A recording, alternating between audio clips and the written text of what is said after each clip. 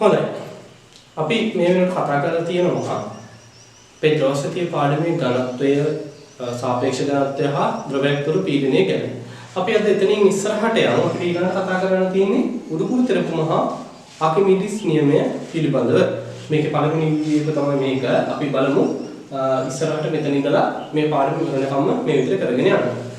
එතකොට උඩුකුරු තෙරපුම කතා කරනකොට අපි මුලින්ම අපි අත්දැකලා තියෙන සංසිද්ධියක් ගත්තොත් අපි දන්නවා ජලය තුලට අපි වස්තුවක් දැම්මොත් සමහර වස්තුන් ජලය තුල මේ විදිහට පාවෙන්න පුළුවන්. ඒ වගේම සමහර වස්තුන් ජලය තුල ගිලෙනවා පල්ලෙහාට යනවා. අපි මේ ජලයේ පාවෙන අවස්ථාව ගත්තොත් එහෙම අපි දන්නවා වස්තුවක් නම් අනිවාර්යෙන් මේ වස්තුවේ යම්කිසි බරක් තියෙන්න ඕනේ. අපි ඒකේ mg කියලා මේ විදිහට ලකුණු කරමු. පහළට ක්‍රියා කරන බලයක්. එතකොට මේ විදිහට පල්ලෙහාට ක්‍රියා කරන බලයක් තියෙද්දි වස්තුව සමතුලිතතාවයේ ඉන්න නම් අපි ඉගෙනගෙන තියෙනවා අනිවාර්යයෙන්ම මෙයා මත ඉහළට මෙන්න මෙයාට සමාන බලයක් ක්‍රියා කරන්නම ඕනේ. ඒ කියන්නේ මේ වස්තුව සමතුලිතතාවයේ ඉන්න නම් අනිවාර්යයෙන් මෙයාට සමාන හා විශාලත්වයෙන් සමාන හා දිශාවෙන් ප්‍රතිවිරුද්ධ බලයක් තියෙන්න ඕනේ ඉහළ දිශාවට. ඒ අවස්ථාව මෙතනදි ගත්තා. මෙයා සමතුලිත නැහැ මෙයා පහළට යනවා වුණාට මේ විදියට ගිලෙන වස්තුවක අපි අත්දැකලා තියෙනවා මෙයාගේ මේ වාතයේදී තිබුණට වඩා බරෙහි යම්කිසි අඩුවීමක් මෙතනදී තියෙනවා. ප්‍රායෝගිකව අපි අත්දැකලා තියෙනවා අපි ස්විමින් pool එකකට බැස්සොත් එහෙම අපේ බරේ අඩුවීමක් තියෙනවා. වතුර බේසමකට බැස්සොත් එහෙම අපේ බරේ යම්කිසි අඩුවීමක් අපිට දැනෙනවා. මේ වස්තුවටත් ඒක එහෙමම තමයි. එතකොට ඒ කියන්නේ මේ වස්තුව දුනුතරාදියක එල්ලලා වාතයේදී බර බලලා මෙන්න ජලයේදී බර බලුවොත් අපි දන්නවා මේ වස්තුවේ බරේ අඩුවීමක් තියෙනවා. එහෙම වෙන්න නම් මෙයාගේ බර පහළට ක්‍රියා කරන අතර මෙයා මතත් මොකක් හරි බලයක් ඉහළට ක්‍රියා කරන්න ඕන. ඔන්න ඔය විදිහට තරලයක් තුල පාවෙන හෝ ගිලී පවතින වස්තුවක් මත තරලය මගින් ඉහළට යොදන බලය. තරලයක් තුල පාවෙන හෝ ගිලී පවතින වස්තුවක් මත තරලය මගින් ඉහළට යොදන බලයට අපි කියනවා උඩුකුරු තෙරපුම් බලය කියලා. මෙන්න මේ විදිහට අපිට ඒක ලකුණු කරන්න පුළුවන්. උඩුකුරු තෙරපුම් බලය. එතකොට අපි මේක සාමාන්‍යයෙන් U කියන අක්ෂරයෙන් තමයි හඳුන්වන්නේ. ඒකට හේතුව තමයි උඩුකුරු තෙරපුම් බලයේ ඉංග්‍රීසි නාමය අප්‍රස්ට් එක. ඒ කියන්නේ අන්නේ නිසා මේක U කියන අකුරෙන් හඳුන්වනවා. අපි ඊළඟට බලමු උඩුකුරු තෙරපුම් බලය කොහොමද ඇති වෙන්නේ? අපේ පරණ අපි ඉගෙනගත්ත ද්‍රවයක් තුළ පීඩනය කියන කොටසෙන් අපි බලමු ඒ ද්‍රවයක් තුළ පීඩනය ඇති වෙන ආකාරයට කොහොමද මේ උඩුකුරු තෙරපුම් බලය වස්තුව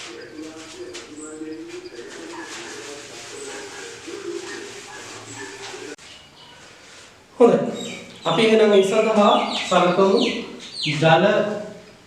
ජලය තුළ තරලයක් තුළ ගිලී තියෙන ඝනකයක හැඩය තියෙන වස්තුවක්. දැන් මේ ඝනකයක අපි සලකමු එක් පෘෂ්ඨයේ වර්ගඵලය කැපිටල් A කියලා. සෑම පෘෂ්ඨයකම වර්ගඵලය කැපිටල් A. ඒ වගේම මේකේ ඉහළ පෘෂ්ඨයේ ඉඳලා ජල පෘෂ්ඨයට තියෙන උස h1 ලෙසත් පහළ පෘෂ්ඨයේ ඉඳලා තියෙන උස h2 ලෙසත් ගත්තොත් අපි දන්නවා ඉහළ පෘෂ්ඨයේ ලක්ෂයක් මත බලය අපිට කෙලින්ම ලියන්න පුළුවන්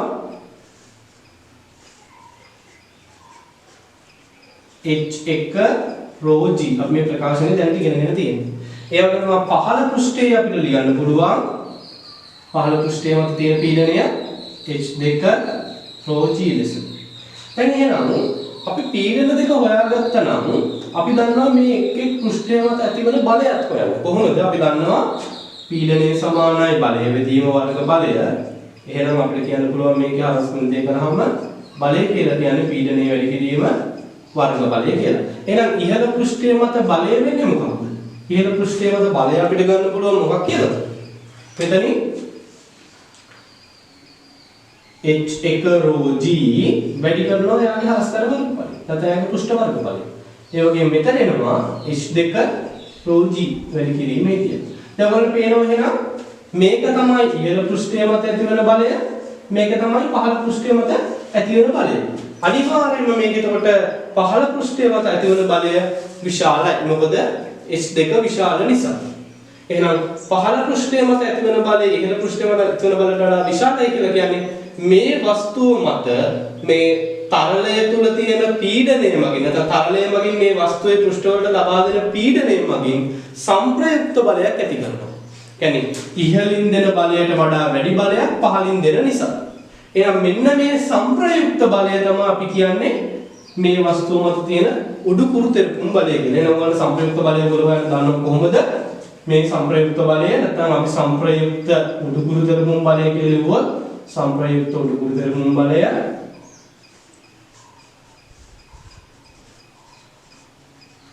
සමානයි h2 ρg වැඩි කිරීම a ඍණ h1 ρg වැඩි කිරීම a. මේක ඉතින් අපිට පුළුවන් පොදු පදේ එළියට ගන්න. එතකොට අපිට එනවා ρg a පොදුයි කියලා ඇතුළ වෙනවා h2 ඍණ h1 කියන එක. h2 ඍණ h1 කියන ප්‍රකාශනය බලන්න මොකක්ද වෙන්නේ කියලා. h2 කියලා කියන්නේ ජල පෘෂ්ඨයේ ඉඳලා පහළම පෘෂ්ඨයට තියෙන උස. h1 කියලා කියන්නේ ජල පෘෂ්ඨයේ ඉඳලා ඉහළ පෘෂ්ඨයට තියෙන උස. ඒතර මේකෙන් මේක අඩු කරාම අපිට එන්නේ ඇත්තට මේ වස්තුවේ උස නේද? ඒතර එහෙනම් මේ තියෙන්නේ වස්තුවේ උස. එහෙනම් අපිට මෙතන ලියන්න පුළුවන් ρg a වැඩි කිරීම ඩෙල්ටා h නැත්නම් වස්තුවේ උස. ඒ කියන්නේ මෙතන මේ උස දෙක අතර වෙනස කියන එක. මේක වස්තුවේ උස නම් මේක වස්තුවේ හරස්කඩ වර්ග ඵලය නම් මේ දෙකෙන් මොකක්ද වෙන්නේ? මෙන්න මේ වස්තුවේ මුළු පරිමාව. එහෙනම් අපිට ලියන්න පුළුවන් මේ දෙක ගුණ කරලා මෙතන වස්තුවේ පරිමාව v කියලා. වස්තුවේ මුළු පරිමාව v කියලා. එහෙනම් දැන් අපිට ප්‍රකාශනයක් වෙනවා v වැඩි කිරීම ρg තිබිච්ච එක එහෙම තියෙනවා v ρg කියලා. මේ ρ කියන්නේ කාගේ රෝද? මේ ද්‍රවයේ රෝ. මොකද ද්‍රවය තමයි අපි h ρg වලින් ද්‍රවය මගින් ඇති කරන පීඩන තමයි h ρg වලින් ගත්තේ. එහෙනම් අපිට දැන් වෙන ප්‍රකාශනයක් මොකද්ද? වස්තුව මත ඇති කරපු උඩුකුරු තෙරපුම් බලය කියලා කියන්නේ v ρg වස්තුවේ v ද්‍රවයේ රෝ සහ ගුරුත්වාකර්ෂණ ත්වරණය කියන එක. එහෙනම් අපිට දැන් ගන්න පුළුවන් මෙන්න මේ ප්‍රකාශනය. u සමානයි v ρg. එතකොට ඔයගොල්ලෝ ගණන් හදන්න මෙන්න මේ බේසික් එක අනිවාර්යෙන් දැනගන්න. ඔය හරි ලේසි. ඔයාලා ඉස්සරහට අර තරකානුකූලව ගණන් හදන්න මේ ටික දන්නවනම් කෙනෙක්ට ප්‍රශ්නයක් එන්න පුළුවන් මෙන්න මෙහෙම. දැන් අපි මෙන්න මේ බල විතරක් සැලකුවේ. නැත්නම් මේ පීඩන විතරක් සැලකුවේ. මේගොල්ලෝ මේ හරස් පිටි වලට පීඩන දැනෙන්නේ නැද්ද කියලා. ඔව් අනිවාර්යයෙන්ම දැනෙනවා. හැබැයි අපි දන්නවා දැන් ওই විදිහට මෙයාගේ හරස්කඩ වර්ග ඵලයක් තියෙනවා නම් එයා මත මේ විදිහට පීඩනයක් ක්‍රියාත්මක වුණොත් ඒ පීඩන නිසා මේ හරස්කඩ වර්ග ඵලය මත අනිවාර්යෙන් ඵලයක් හටගන්නවා. නැත්නම් මේ පෘෂ්ඨය මත බලයක් හටගන්නවා. ඒතර එයාට විරුද්ධව එහා පැත්තේ තව පෘෂ්ඨයක් තියෙනවනේ. එහෙනම් ඒ පෘෂ්ඨය මත ඒ ආකාරයෙන්ම බලයක් හටගන්නවා. හැබැයි මේ බලයට ප්‍රතිවිරුද්ධව.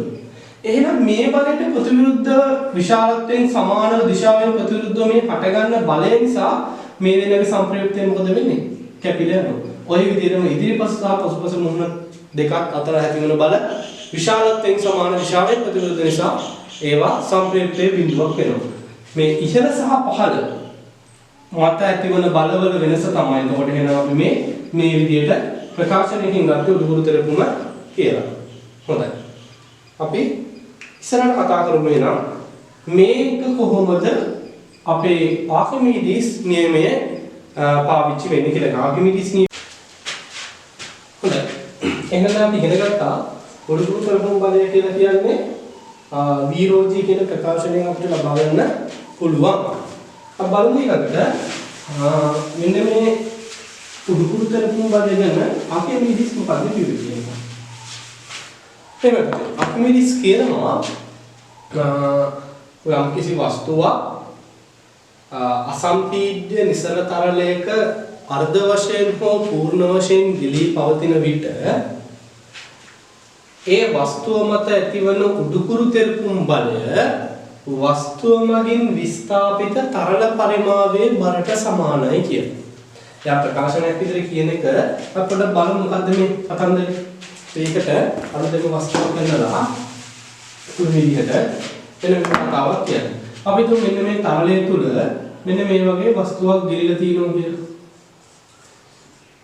එහෙම බැලුවොත් අපි ගමු මේ තරලයේ මේ ගිලිලා තියෙන මේ වස්තුවේ මුළු පරිමාව කැපිටල් V කියලා. එහෙනම් මෙයා මගින් විස්ථාපිත තරල පරිමාව වෙන්නේ කොහොමද? ඒ කියන්නේ මෙයා මගින් එළියට ගිය වතුර පරිමාව මෙයා මෙතෙන්ට ආපු නිසා ඒකත් මේ වගේම නේද? මේ හැඩයටම නැත්තම් කියන්නේ මේ පරිමාවටම සමානයි නේද? මෙන්න මේ වගේ වතුර ටිකක් නේද මෙයා විස්ථාපනය කරලා තියෙන්නේ. මම රූපයක් විදිහට නෝත් එහෙම මේ වගේ වතුර ටිකක් තමයි විස්ථාපනය කරලා තියෙන්නේ. එයාගේ පරිමාව කැපිටල් V ම තමයි. එතකොට මොකක්ද අපේ ආර්කිමිඩිස් කියන්නේ? මේ වස්තුව මත ඇතිවන උඩුකුරු තෙරපුම් බලය එයා මගින් විස්ථාපිත තරල පරිමාවේ බර මෙන්න මේ තරලයේ බරට සමානයි. මේ බර mg කියලා ගත්තොත් මේ කියන්නේ මෙන්න මෙයාට සමානයි. අපලු මේක mg කියලා නොලියා මේ බරට මේ පරිමාව සහ මේ මෙයාගේ ඝනත්වය මේ තරලයේ ඝනත්වය ඇසුරින් යම්කිසි ප්‍රකාශනයක් ගන්න. අපි දැන් ගමු මේ තරලයේ ඝනත්වය ρ කියලා. අපි දන්නවා දැන් එහෙනම් මෙයාගේ බර කියලා කියන්නේ mg කියන එක. එහෙනම් මේ mg ගුරුත්ව විතරදී අපි දන්නවා m කියන එක ස්කන්ධය කියන එක අපිට හොයාගන්න පුළුවන් නේද මේ දෙන්න පාවිච්චි කරලා. මොකද පොඩි කාලේ ඉඳන් දන්නවා ρ සමාන m බෙදීම v. ඝනත්වය සමාන ස්කන්ධය බෙදීම පරිමාවය. ස්කන්ධය කියන්නේ මොකද්ද? v වැඩි කිරීම ρ. එහෙනම් m කියලා කියන්නේ v ρ. එහෙනම් දැන් මෙතෙන්ට බර නම් ඕනේ අපිට පුළුවන් බර මෙන්න මේ තරලයේ බර හොයන්න v ρ g කියලා. v ρ g මෙයා මත තුන ගුරුතර හුම් බලය v ρ g. එහෙනම් අපි ඉස්සර ප්‍රකාශයෙන් ගත්තෙත් මේකම නේද? උඩු ගුරුතර හුම් බලය කියලා කියන්නේ v ρ g කියලා. ඔන්න ඕකම තමයි ආර්කිමිඩිස් සිද්ධාන්තයක් විදිහට ඉදිරිපත් කරගෙන අපි ඉස්සරලා ඉගෙන ගත්ත ගණිතමය ප්‍රකාශනය. ඇත්තම අපි ඉස්සරලා කළේ මේ ආර්කිමිඩිස් නියමය අපේ අර පරණ පීඩනයේ මූලධර්ම පාවිච්චි කරලා සත්‍යය කියලා ඔප්පු කරපු එක. හරි. අපි එහෙනම් බලමු දැන් ඊළඟට මේකේ ගැටලු විසඳීමට අපි අවශ්‍ය වෙන කාරණා මොනවද කියන එක. අපි දැනට සැලකුවේ තරලය තුළ සම්පූර්ණයෙන් ගිලී පවතින වස්තුවක්නේ. අපි බලමු මේකම තරලය තුළ අර්ධ වශයෙන් ගිලී පවතින වස්තුවකට ආදේශ කරලා. එන්න මේ විදිහට. ඉතින් මේ වගේ වස්තුවක් තියෙනවා. මේ වස්තුව තරලයෙන් භාගයක් තමයි ගිලිලා තියෙන්නේ. කියන්නේ වස්තුවේ භාගයක් තමයි තරලය තුළ ගිලිලා තියෙන්නේ. අපි හිතමුකෝ මේ ගිලිලා තියෙන පරිමාව මෙයා වස්තුවේ සම්පූර්ණ පරිමාව v මේ ගිලිලා තියෙන v බෙදීම දෙකක් කියලා කියන්නේ ඒකෙන් අර්ධයක් කියලා වස්තුවේ සම්පූර්ණ පරිමාව v කියලා තමයි අපි ගන්න. දැන් එහෙනම් අපබල මේ වස්තුවේ උඩුකුරු තෙරපුම් බලය වෙන්නේ අපි කියමුකෝ මේ වස්තුවේ උඩුකුරු තෙරපුම් බලය ඉහළට තියෙනවා u. එහෙනම් u කියලා කියන්නේ මේ වස්තුවේ මගින් විස්ථාපිත තරල පරිමාව කියන එක නෙමෙයි. මෙයාගේ මගින් විස්ථාපනය වෙලා තියෙන තරල පරිමාව මොකද්ද? මෙන්න මේ ගිරිලා තියෙන තරල පරිමාවේ මෙන්න මේ ප්‍රමාණය නේද? ඒතර ඒ තරල පරිමාවට සමානයි නේද? මෙයා මගින් විස්ථාපනය කරපු තරල පරිමාව. එහෙනම් මෙන්න මේ තරල පරිමාවේ බර හොයාගත්තා නම් ඒක නේද මේ උඩුකුරු තෙරපුම් බලය කියන්නේ. අපි බලමු කොහොමද හොයන්නේ කියලා. දැන් අපි දැනටම දන්නවා මෙයා මගින් විස්ථාපිත තරල පරිමාව එහෙනම් v බෙදීම 2යි. ඒතර තරලයේ ඝනත්වය ρ. එහෙනම් අපි දැන් හොඳට දන්නවා මෙයාගේ බර වෙන්නේ v බෙදීම 2 ρ g v ρ g කියන ප්‍රකාශනය.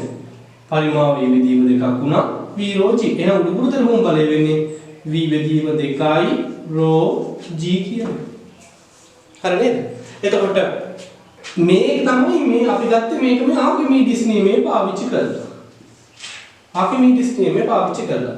උඩුකුරු තෙරපුම් බලය සමානයි v ρ g කියන එක. ඊට අමතරව තව මේ තව තත්ත්වයක් අපි මෙන්න මේ වස්තුව දිහා බලලා අපිට හිතා ගන්න පුළුවන්. මොකද්ද?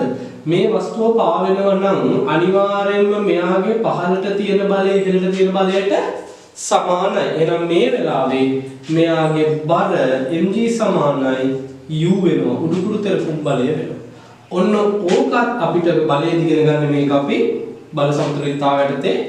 එතකොට බල දෙකක් තියෙනවා නම් අනිවාර්යයෙන්ම ඒ බල දෙක වස්තුව සමතුලිතයි නම් බල දෙක විශාලත්වයෙන් සමානයි දිශාවෙන් ප්‍රතිවිරුද්ධයි වෙන්නම ඕනේ. මේකේ තව අවශ්‍යතා ටිකක් තියෙනවා. අපි ඉගෙන ගමු ඒකත්. අපි ඉගෙන ගන්න සමතුලිතතාවයේදී අනිවාර්යයෙන් මේ බල දෙක එකම ක්‍රියා රේඛාවක ක්‍රියා කරන්නත් ඕනේ කියලා. හරි. අපි එහෙනම් අපේ ඊළඟ කොටසට දැන් අපේ මේකේ තියරි වල ගොඩාක් يعني අපේ තියරි වලට අවශ්‍ය සරල කාරණා ටික ඉගෙනගෙන ඉවරයි. අපි තවදුරටත් බලමු පොඩ්ඩක් උඩුකුරු තෙරපුමේ අපිට කියන්නේ දැනගන්න ඕන විශේෂ කරුණු ටිකක් පිළිබඳව. මොකක්ද දැන් අපි කිව්වා වස්තුවක් මෙහෙම ගිරිලා තියෙනවා නම් අපි අර්ධ වශයෙන් කියන එක දැන් කතා කරා. මෙන්න මෙහෙම අපි උදයක් ගමු. වස්තුවක් මෙහෙම ගිරිලා තියෙනවා නම් මෙයා මගින් විස්ථාපිත තරල පරිමාවයේ බරට සමාන ප්‍රමාණයක් උඩුකුරු තෙරපුම ඇති වෙනවා කියලා. අපිට බලන්න මේ උඩුකුරු තෙරපුම එතකොට ලකුණු කරන්නේ කොතනින්ද කියන එක. දැන් උඩුකුරු තෙරපුම දැන් අපි දන්නවා බර වස්තුවක බර කියන එක ලකුණු කරන්නේ එයාගේ ගුරුත්ව කේන්ද්‍රය හරහා. සාමාන්‍යයෙන් අපි දන්නවා ගුරුත්ව කේන්ද්‍රය අපි බලයේ පාඩමේ හොයන විදිහ ඉගෙන ගත්තා. දැන් මෙයාගේ නම් අපිට මෙතන හරියටම මෙන්න මේ විදිහට පල්ලෙහාට බර ලකුණු කරන්න පුළුවන්. එතන උඩුකුරු තෙරපුම ලකුණු කරන්නේ කොතනින්ද?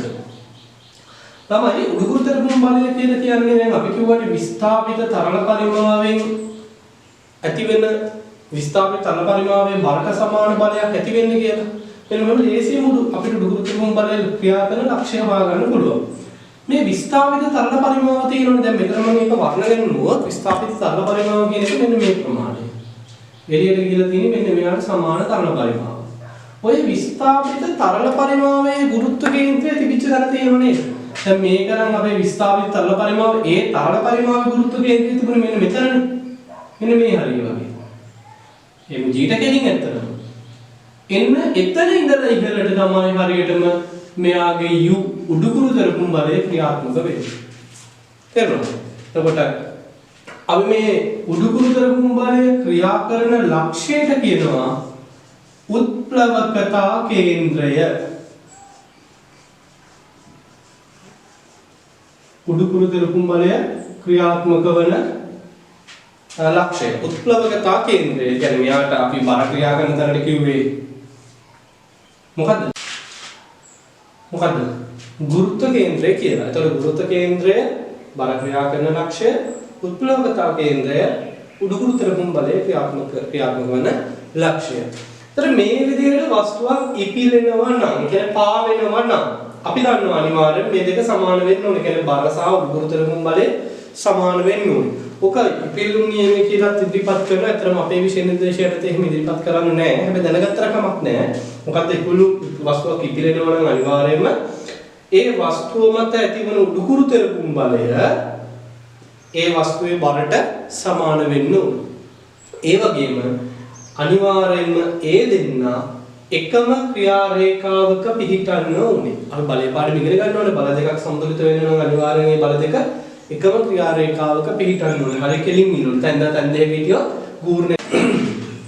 ඊට පස්සේ අපිට පුළුවන් කතා කරන්න වස්තුවක් තරලයක් තුල පාවන නැත්නම් තරලයක් තුල වස්තුවක් පවතින අවස්ථා තුනක් තියෙනවා ප්‍රධාන වශයෙන්. අපි ඒක දන්නවා.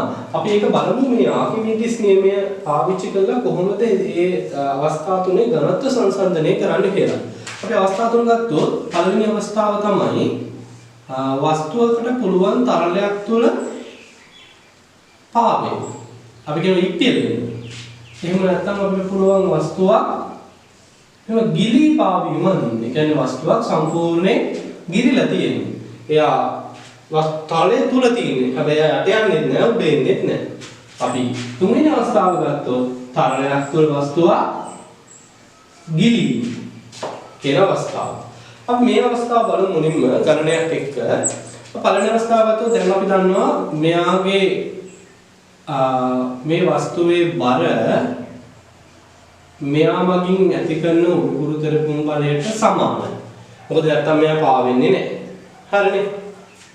එහෙනම් අපිට ලියන්න පුළුවන් u සමානයි mg කියලා. අපි දන්නවා මෙයාගේ උඩුකුරු තෙරපුම් බලය ගන්න පුළුවන් v ρ g වලින්. විස්ථාපිත තරල පරිමාවයේ බලය. ඔයාලා අමතක වෙනවා නම් මේ u ගාවින් හැමතිස්සම u ලියනකොටම මෙයාගේ u කියලා කියන්නේ විස්ථාපිත තරල පරිමාවනේ. විස්ථාපිත තරල පරිමාව ඇඳ ගන්න මේ විදිහට. ඒතර මෙයාගේ විස්ථාපිත තරල පරිමාව මේක අපි ගමුකෝ මේ v1 කියලා. කැපිටල් V තමයි සම්පූර්ණ වස්තුවේ පරිමාව. ඒකෙන් කොටසක් තමයි v1 වෙන්නේ. මෙන්න මේක v1. එහෙනම් මෙතන ලියන්න ඕනේ v1 ρ L අපි කියමුකෝ ρ L කියලා මේ ද්‍රවය ρ L g සමානයි වස්තුවේ බර ගත්තොත් එහෙනම් වස්තුවේ බර ගත්ත අපිට ලියන්න පුළුවන් මොකද්ද? අපි දන්නවා g එහෙම තියාගත්තොත් ස්කන්ධය කියලා කියන්නේ ඝනත්වය වැඩි කිරීම පරිමාව. එතකොට එහෙනම් මෙයාගේ පරිමාව වෙන්නේ කැපිටල් V මෙතන v එක අපි ගත්තේ මේක කැපිටල් V රෝ වස්තුවේ රෝ O කියලා ලියමු ඔබ්ජෙක්ට් එක.